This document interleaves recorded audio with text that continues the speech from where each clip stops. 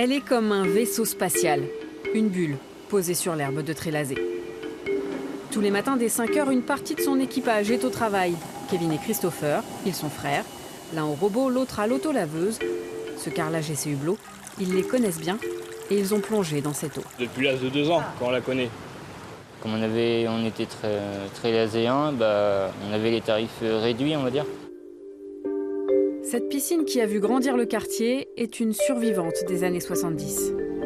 À cette époque, après de médiocres résultats en natation aux Jeux Olympiques et la noyade de 19 enfants dans la Loire à Juigné en 69, la France décide d'apprendre à nager.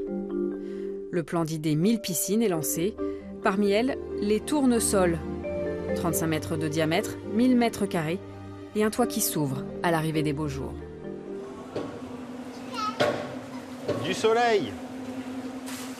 On va pas se plaindre. Trélazé est l'une des dernières encore debout.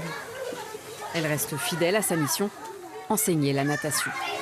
Quels sont ceux qui pensent savoir nager? Chaque semaine, une trentaine de classes des environs, de la maternelle au collège, défilent dans les bassins. Il n'y en a pas beaucoup qui mettent la tête dans l'eau pour souffler, hein? Je dirais des nages de petite grand-mère. Priorité est donnée aux écoles de la commune, car si l'apprentissage de la natation fait partie du programme de l'élémentaire, les piscines manquent pour faire face à la demande. 1 Français sur 6 ne sait pas nager aujourd'hui. On souffle longtemps, on ne fait pas. Si vous faites ça sous l'eau, automatiquement, l'eau elle va rentrer et là vous allez prendre la tasse. Allez, vous êtes prêts? Allez, soufflez. C'est des enfants qui ont accès à la piscine, alors que sinon, si les parents ne font pas la démarche de leur apprendre à nager, c'est des enfants qui ne vont pas savoir forcément nager ou être autonomes.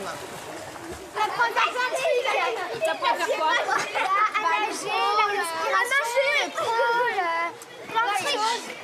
C'est comme les vacances ou c'est comme l'école? C'est comme les vacances. Ici, tout le monde a une histoire avec la piscine. Marilyn elle-même y a fait ses premières longueurs, toute petite. Dominique, à la caisse, a vu son ouverture. On fait comme ça. Merci. Au revoir, bonne soirée. Et Jean-Christophe, le responsable, l'a porté tout au long de sa carrière.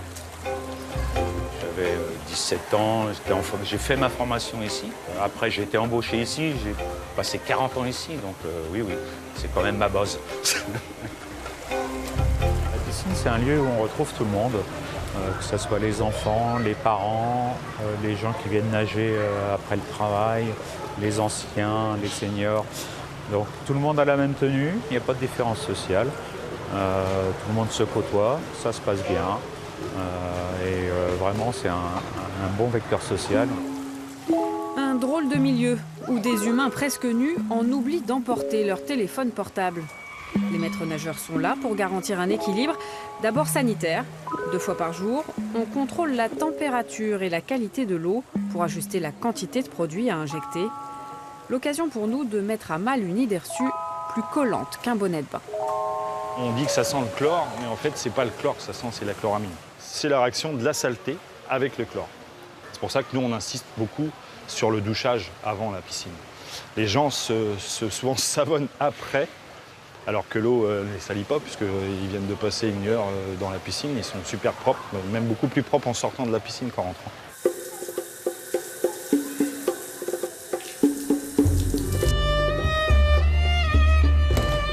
32 000 personnes, enfants et adultes, se baignent chaque année à Trélazé. Pour moitié des scolaires, et puis des cours et des associations. Au grand public de trouver son créneau. Ils sont 8 000 à venir faire trempette. Ici, pas de sauna, ni de toboggan. C'est une piscine avec de l'eau, et c'est ça qui plaît. Qu'il y ait des toboggans et tout ça, c'est pas ce qu'on recherche. Nous, principalement, on vient pour nageter, je dirais, et puis voilà, papoter, donc on cherche pas plus. Hein. J'habite tout près, je vais en vélo, donc c'est pratique, c'est pas très cher. Pour les femmes, il n'y a pas de sèche-cheveux. Pour moi, ça m'est égal, mais autrement, non. Là, c'est tout simple, hein. Mais on est tranquille, on est bien. Et puis à force de venir, on reconnaît des gens, et voilà, c'est ça. Si elle disparaissait, cette piscine? Ah bon? J'ai prévu. Non, elle ne fermera pas. Les scolaires, les cours individuels font le plein. Implantée en lisière d'un quartier populaire, elle attire jusqu'à 400 personnes sur une journée d'été où la mairie propose la gratuité.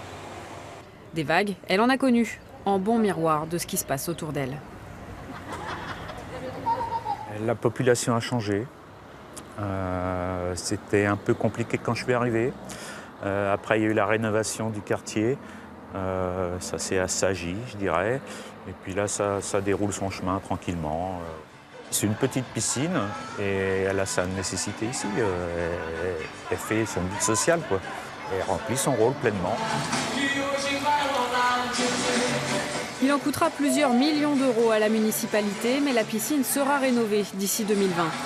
Les hublots futuristes en 70 devraient faire place à de grandes baies vitrées, la nouvelle modernité. Le tournesol de Trélazé compte bien tenir sur la longueur.